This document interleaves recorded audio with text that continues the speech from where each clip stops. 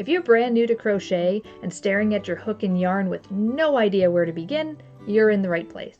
Today I'm going to show you how to hold your hook and yarn, how to control your tension, and give you a few beginner tips to get started. But before we jump in, let me introduce myself.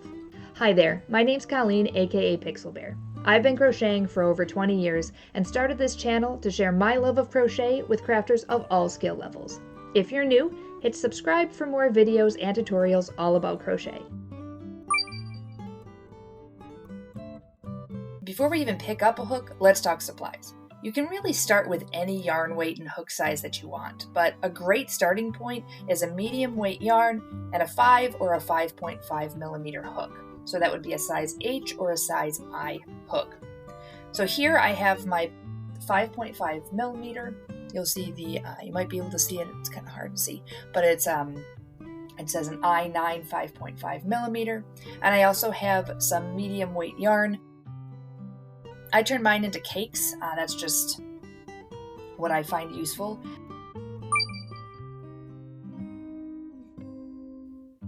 So now that we have our supplies, let's learn about picking up the hook. There's two main ways you can hold the hook, but it really is however you're comfortable, as long as your grip is nice and light. So keep that in mind as you're trying to choose which grip is right for you. The first way to hold a hook is called the pencil grip. So in this way, you take the hook and you place it in between your forefinger and your thumb, with the rest of the hook resting on your hand.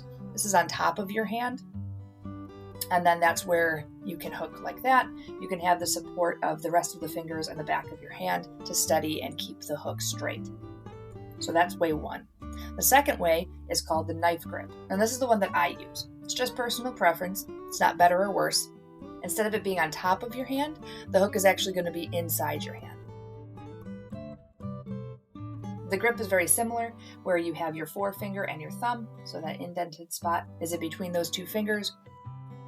And then the rest of the hook is actually enclosed within your fingers.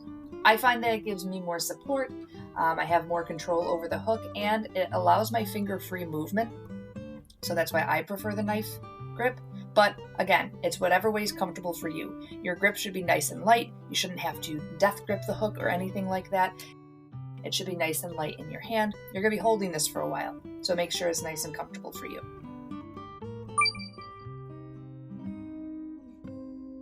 So now let's hold our yarn. I actually had to sit down and figure out how I actually hold my yarn. It's not something I even think about anymore. I just grab and go. So what I do, and this is how you hold your yarn, is much more personal than how you hold your hook. Usually there's only a couple of ways that you can hold the hook. By all means, if you find a new way, do what works for you. But as far as the yarn goes, it's really, I've seen so many different ways to hold the yarn. So again, whatever's comfortable for you. Focus on comfort first and consistency second. You want to make sure that you're able to comfortably crochet for hours. So how I hold mine, or how I hold my yarn, is I have it across my bottom 3 fingers of my hand, and then I kind of control it with this top finger.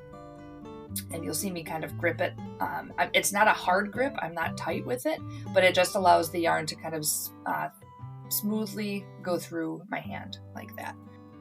And you'll see that when I actually start using the yarn, I do kind of wrap it around the top, but it's more of it stays between my fingers. The main control kind of comes from this top finger though. And then I can pull through. But you can see that the yarn comes here, and it's just a nice, smooth action.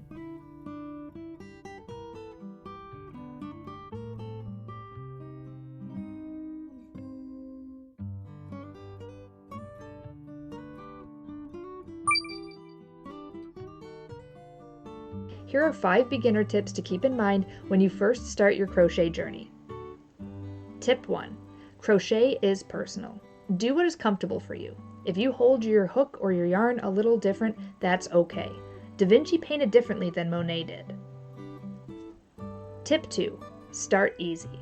You may want to find an elaborate pattern and dive right in, but I suggest starting basic. A scarf instead of a blanket, or a simple amigurumi duck or chick instead of that 3-foot-long dragon you found. Tip 3. Start cheap. If you're watching this video to learn, you probably don't need a $100 crochet hook set or some expensive yarn, yet. Start with cheap supplies. You can always upgrade later. Beginner tip number 4, embrace the mistakes. Perfecting any new skill takes time. Your first few projects might be a little lopsided, might have some holes, or your tension might be all over the place. But that's okay, because you're starting something new and exciting and wonderful. Beginner tip 5, share your work. Even if it doesn't look perfect, the crochet community, for the most part, is wonderful, and you won't believe the amount of support you'll get. And if you don't want to share it on social media like Instagram, share it with friends or family, or share it here with us in our Discord, linked down below. I would love to see what everyone's creating. Alright, here's your really easy homework. Grab your hook and see which grip suits you. Are you more of a pencil grip person or a knife grip person? And make sure that you comment down below with which grip you prefer.